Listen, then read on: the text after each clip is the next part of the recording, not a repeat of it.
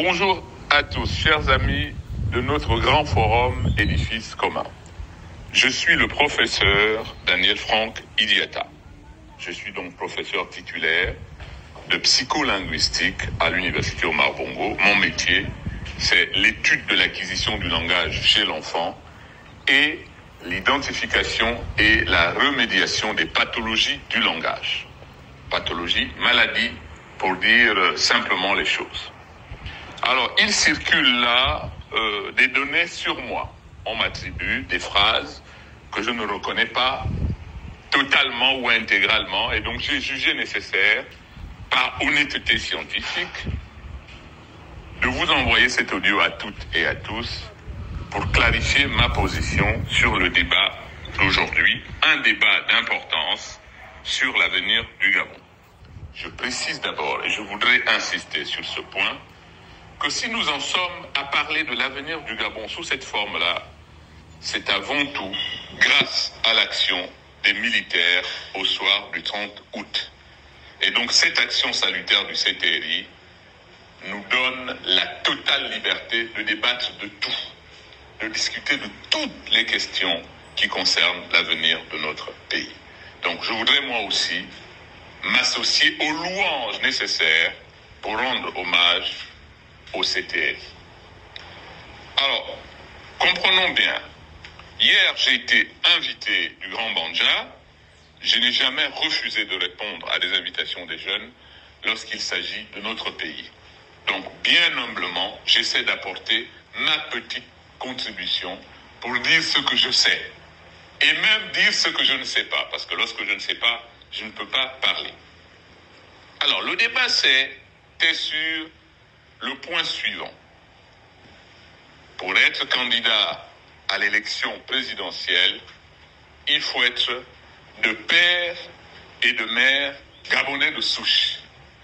Donc j'ai été invité pour démontrer le contraire, pour dire que les compatriotes qui ont adopté cette recommandation sont des ayatollahs. Parce que cette recommandation est anachronique, elle est même totalement absurde au regard de la dynamique du Gabon, de la dynamique de l'Afrique et du monde. On n'avance pas à reculons, on va de l'avant. Il y a aujourd'hui des centaines de milliers d'enfants qui sont nés d'un parent gabonais, ce que vous appelez gabonais de souche, et d'un parent d'origine étrangère. Et ces gens-là sont des compatriotes qui ont rendu de fiers services à ce pays. Je voudrais en citer quelques-uns pour leur rendre l'hommage qu'ils méritent. Philippe Maury est enfant d'une femme galloise et d'un père biologique français, un blanc. Il était métis. Philippe Maury est le père du cinéma gabonais. Je voudrais vous citer Rose Francine Rogombe. Rose Francine Rogombe, elle aussi, est née d'une mère galloise et d'un père blanc. Elle était métisse. Rose Francine Rogombe est la première femme magistrate de ce pays. Rose Francine Rogombe a été la présidente de la transition après le décès du président El Hadj Omar Bongo Ondimba. Je peux vous citer d'autres compatriotes comme Amiar Nganga, plus proche de moi. Il était d'Ombigou, d'une mère Akele et d'un père blanc, français, qu'il n'a jamais connu, puisque c'est mon grand-oncle, époux de sa sœur, qu'il a élevé. Amiar Nganga est un grand personnage de l'histoire de ce pays. Je pourrais vous citer M. Jacques Adiaeno. Jacques Adiaeno est enfant d'un père ukrainien et d'une femme mienée. Qui peut dire que Jacques Adiaeno n'est pas un grand homme dans l'histoire de ce pays? Qui peut dire que Jacques Adiaeno n'a pas aimé le Gabon et n'a pas apporté une contribution décisive à ce pays? Je peux vous citer aussi Jean Ping. Jean Ping est le frère de même mère de M. Agonjo Okawe. Jean Ping est domboué par sa mère. Son paternel était chinois. Qui peut dire que Jean Ping n'est pas gabonais parce qu'il avait un père d'origine chinoise? Qui peut dire que Jean Ping n'a pas apporté une contribution au Gabon. Jean Ping a été président de la commission de l'Union africaine, un grand président. J'avais été, moi, à Addis Abeba, à une époque où il était le président. On parlait de lui comme un très grand homme. Tiens, parlons d'Aubameyang, Pierre-Emerick. Pierre-Emerick Aubameyang est le fils d'Aubameyang et d'une franco-espagnole, si les informations que j'ai sont évidemment les bonnes. Qui peut dire que la contribution de Pierre-Emerick Aubameyang, en tant qu'international de football, le meilleur footballeur gabonais, le plus grand footballeur gabonais de tous les temps, n'est pas gabonais et n'a pas défendu les couleurs de ce pays? Qui peut me contester, moi, en tant que Moussangou? Les Massangou n'existent qu'au Gabon. Cela veut dire que parmi les populations bantoues qui ont migré au Gabon, avant les autres, les Massangou étaient déjà là. Ce sont mes ancêtres, près de Mbigou, qui ont stoppé la pénétration de Paul Duchahu dans l'Interland. Bien humblement, je suis enseignant à l'Université Omar Bongo depuis 26 ans aujourd'hui. J'ai enseigné plusieurs milliers d'étudiants. C'est ma modeste contribution, comme celle de mes collègues. Qui peut me contester le fait d'être Gabonais de souche? Mon père est Moussangou de Mbigou, ma mère est Moussangou de Mimongo.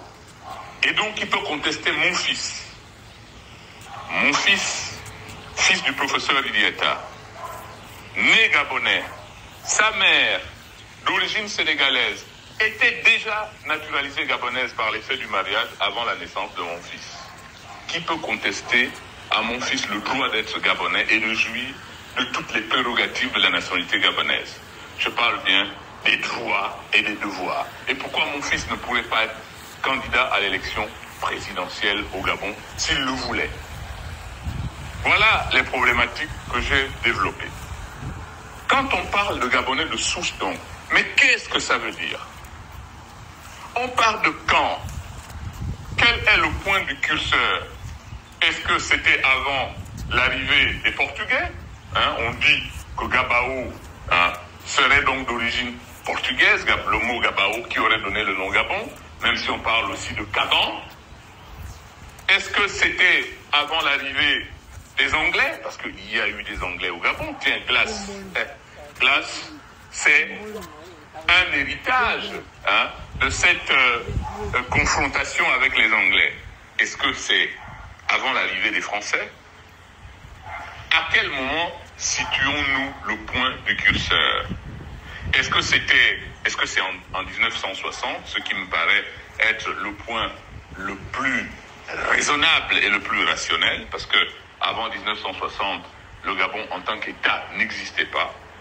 C'était une colonie française. Le Gabon est indépendant officiellement le 17 août 1960, et c'est à partir de là donc que l'histoire de ce pays commence.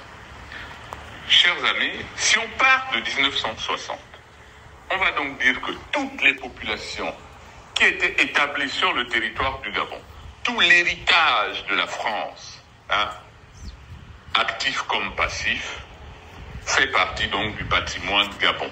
Et que les populations endogènes, que les colons ont appelées indigènes, sont donc des populations gabonaises. Par conséquent, si on part de cette définition, on va considérer comme Gabonais de souche tout individu gabonais d'aujourd'hui qui descend d'un ou deux ou même plusieurs membres de cette époque-là. Alors, allons droit au but. Est-ce que le problème du Gabon, ce sont des individus qui ont un parent étranger? Est-on sûr que de 1960 à aujourd'hui, la gouvernance du Gabon, si décriée aujourd'hui par des gens qui ont dit « oyez, oyez » hier, dans certains cas, est le fait d'individus qui auraient un ascendant d'origine étrangère? Est-on sûr que l'échec du Gabon, puisque c'est ce que les gens ont l'air de dire, est le seul fait d'individus ayant un ascendant étranger? Chers frères, chères sœurs, je vous rappelle que Jerry Rawlings, grand président du Ghana, décrit comme un très grand président du Ghana, avait un père britannique. Pourtant, il était ghanéen. Tiens, Rishi Sunak, Premier ministre britannique, est indien d'origine et indien d'ethnie. Il est Premier ministre de Grande-Bretagne parce qu'il est anglais.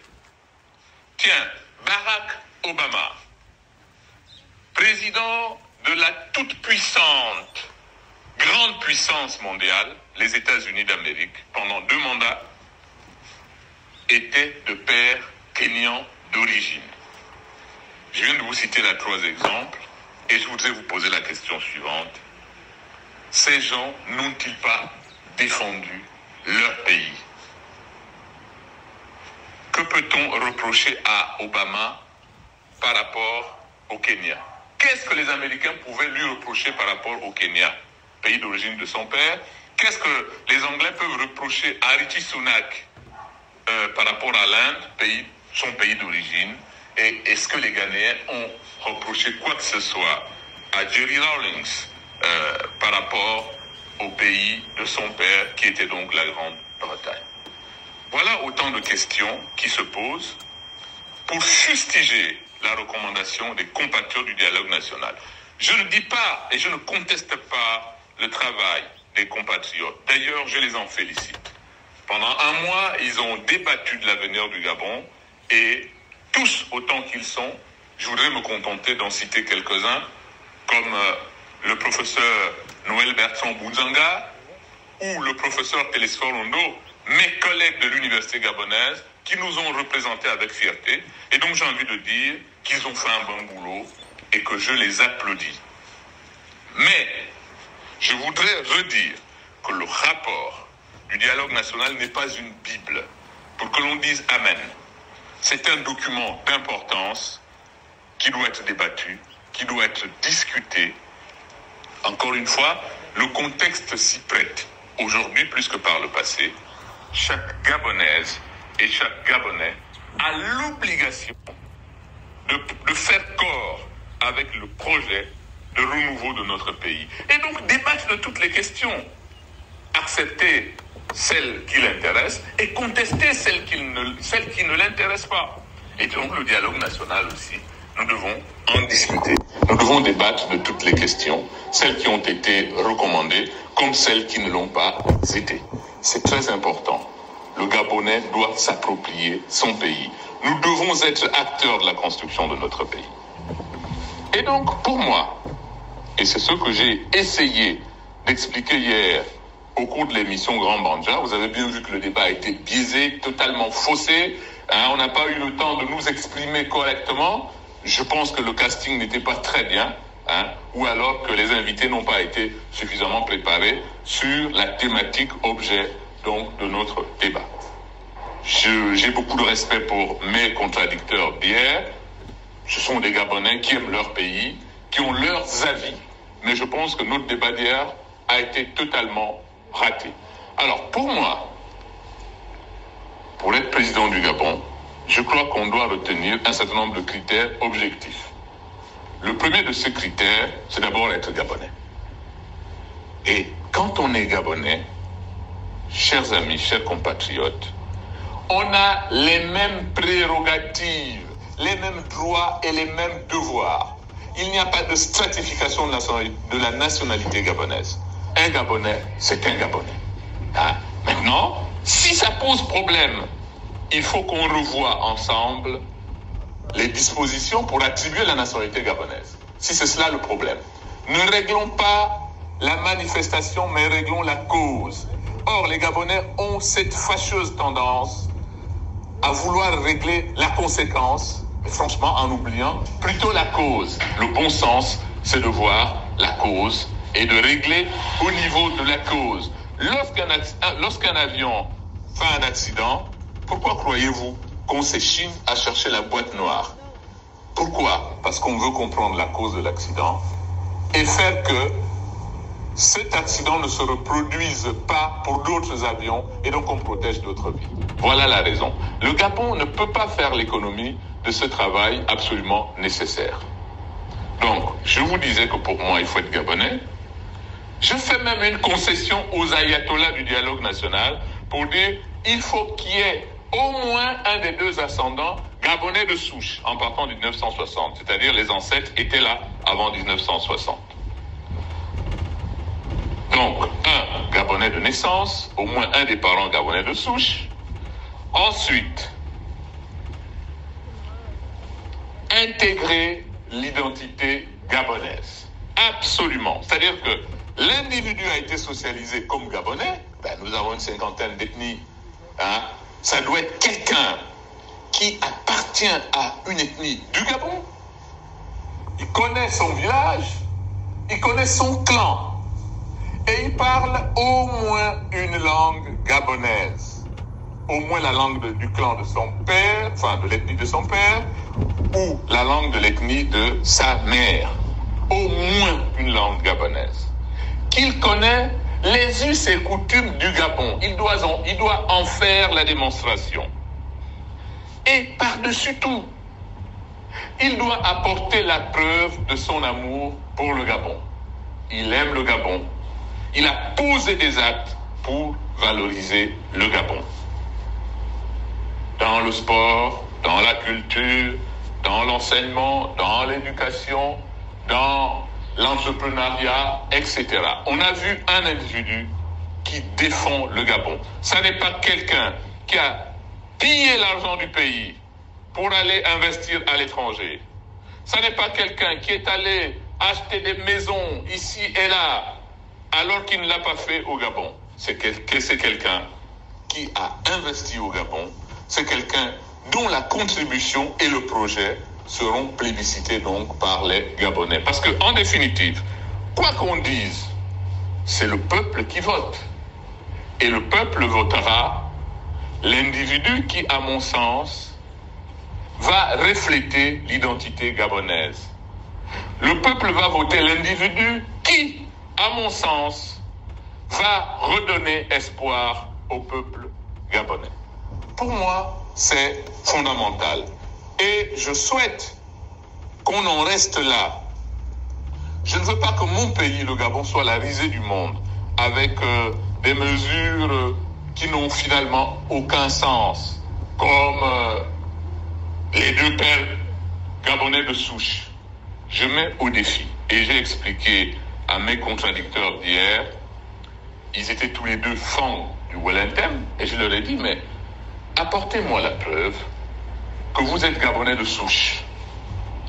Premier point, apportez-moi la preuve que sur 4 générations avant vous, il ne s'agissait que de Gabonais de souche et qu'il n'y a donc eu aucun contact ni avec la Guinée équatoriale, ni avec le Cameroun, par exemple, qui sont des pays frontaliers.